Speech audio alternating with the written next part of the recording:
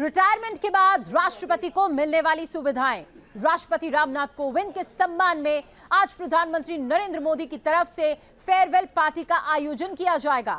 आइए जानते हैं कि रिटायरमेंट के बाद रामनाथ कोविंद का नया आवास कहां होगा और क्या सुविधाएं उन्हें मिलेंगी।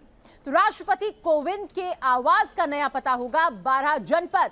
इस सरकारी बंगले में कभी पूर्व केंद्रीय मंत्री रामविलास पासवान रहा करते थे। ये लुटियंस दिल्ली के सबसे बड़े बंगलों में शामिल है। द हिंदू की रिपोर्ट के मुताबिक 2020 में रामविलास पासवान की मौत के बाद यह बंगला खाली करा लिया गया था और इसके बाद यहां लंबे समय तक रेनोवेशन चला। अब इसमें महामहिम रहेंगे। हालांकि अब भी इस पर अंतिम मोहर लगनी बाकी है। राष्ट्रपति को रिटायरमेंट मिलने के बाद मिलने वाली सुविधाओं का जिक्र प्रेसिडेंट इमोल्यूमेंट्स एक्ट 1951 में किया गया है। इन्हें कई तरह की सरकारी सुविधाएं दी जाती हैं।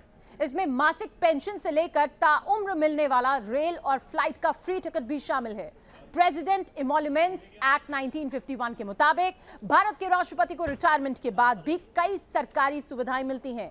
प्रेसिडेंट इमोल्यूमेंट्स एक्ट 1951 ये कहता है कि रिटायरमेंट के बाद राष्ट्रपति को हर माह पेंशन मिलेगी। पेंशन की राशि 1.5 लाख रुपए होगी। Apart from this 60,000 rupees will be given per month for secretarial staff and office expenses. रहने के लिए भी जो सरकारी बंगला दिया जाएगा वो पूरी तरह से फर्निश्ड होगा।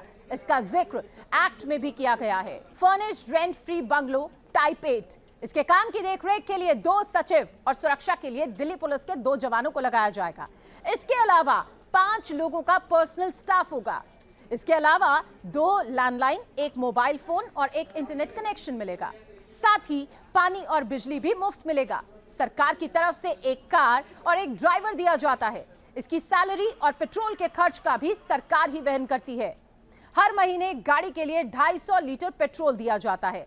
इसके अलावा राष्ट्रपति की पत्नी को 30,000 रुपए बतौर सचिवीय सहायता के तौर पर दिए जाते हैं।